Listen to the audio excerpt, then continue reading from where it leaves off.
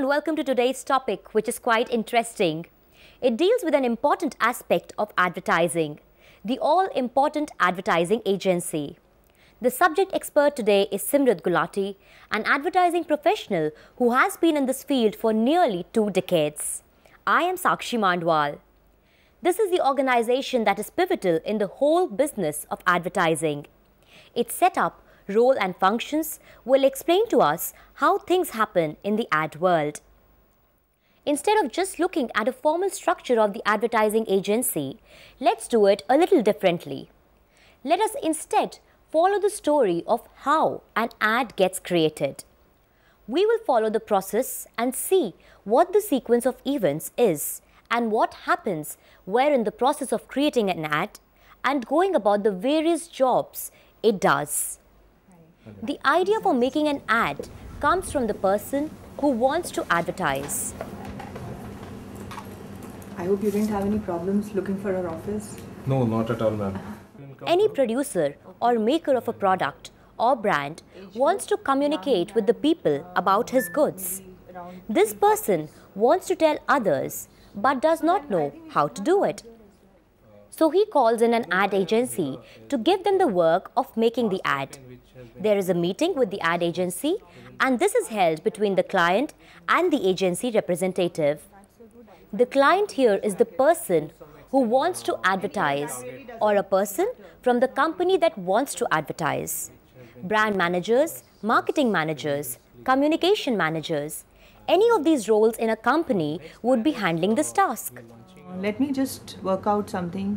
Give it a nice, funky, trendy look because everybody wants to feel young, and give it to you is definitely very interesting for us. From the advertising agency side, the account executive, who is also known as AE, or the client servicing executive, also known as CSE, or account planner, would be the one handling it. This meeting is called a client meeting, and the instructions and ideas that are passed on to the agency is in the form of a client brief.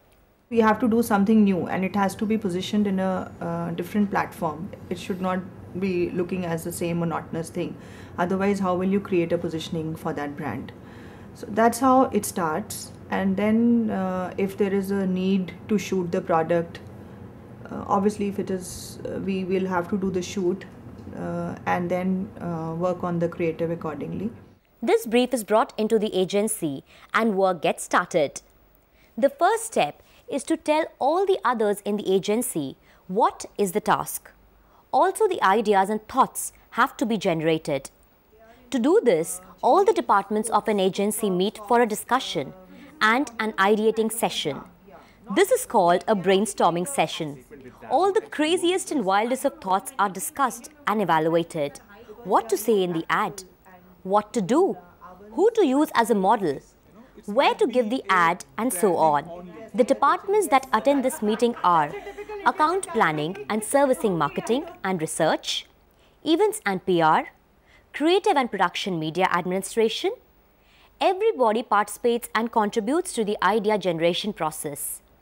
Once the decisions are taken, the meeting concludes and each person is assigned his task. Now starts the process of ad making. The accounts department writes a set of instructions about the ad to be made. This is called the creative brief.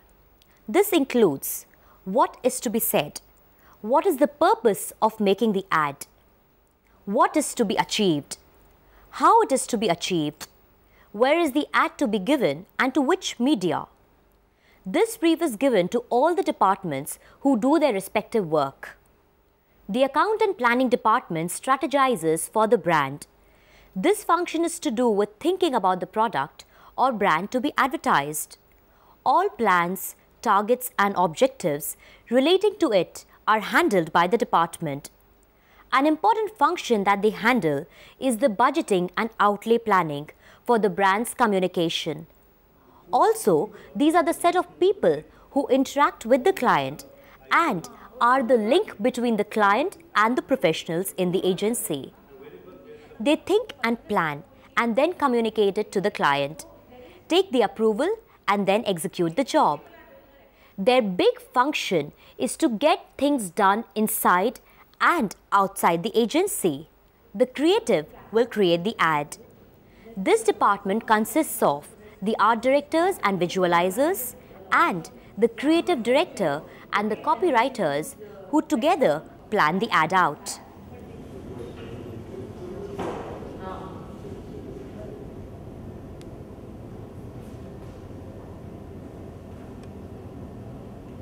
Copywriters do all the writing and ideating part of the ad. One of our fashion clients is launching a black and white collection, especially for the monsoons. So what the brief that has come to us from the client is very specific, that when it comes to loungewear and western wear and basically formal wear, we are launching a collection which is both for men and women, and they are focusing on going away from the colorful gamut of clothing and moving towards something which is more formal. Now what we have planned in terms of a concept is that we want to go beyond fashion and delve into the human aspects of black and white. So what we have over here is a model who's got a half black, half white face painted. The entire idea being that we want to go beyond just fashion and delve into the black and white angle of life.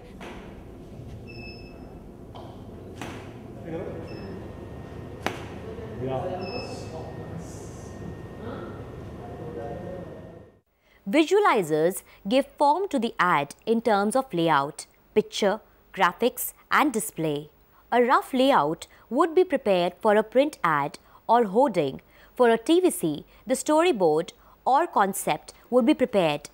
And if it is radio ad, the rough recording would be done or a script prepared. They would also decide on the selection of models, colors and packaging, even brand names and jingles.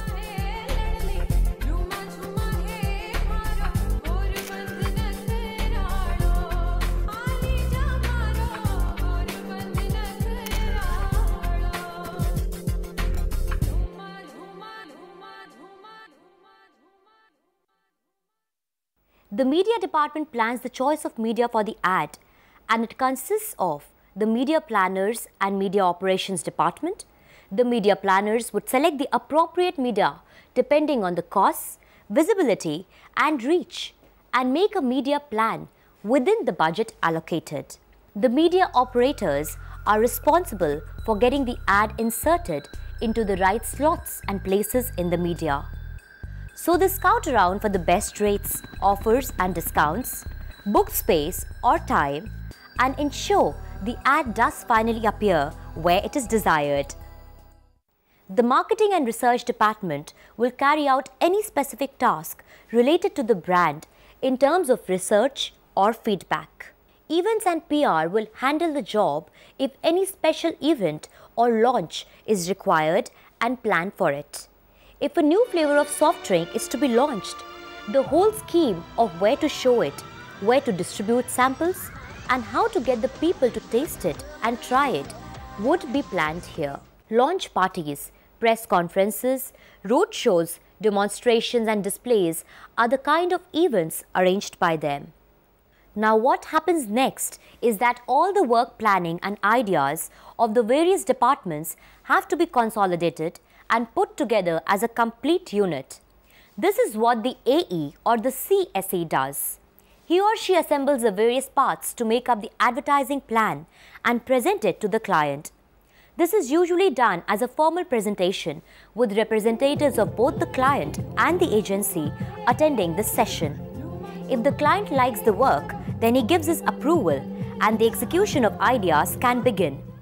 At times, certain changes are required, so these are done and the final OK of the client is obtained. Only after obtaining the written approval of the client is the actual work started.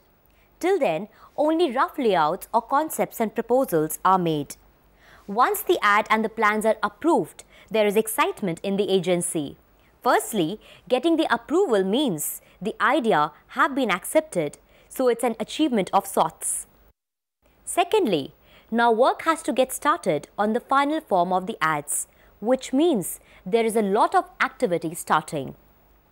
This is when the ad is set to come into production. The final finished product just the way we see it in the newspaper or TV or on radio, is what is to be produced. A whole new set of professionals come into the process now. If it is a print ad, then photographs, visuals, cartoons, illustrations would be done by specialists. These are usually freelancers who are hired on a job or task basis. Models need to be hired for both the print and the TV ads. This is done by the model coordinator, who keeps a record of all kinds and age groups of models, including celebrities.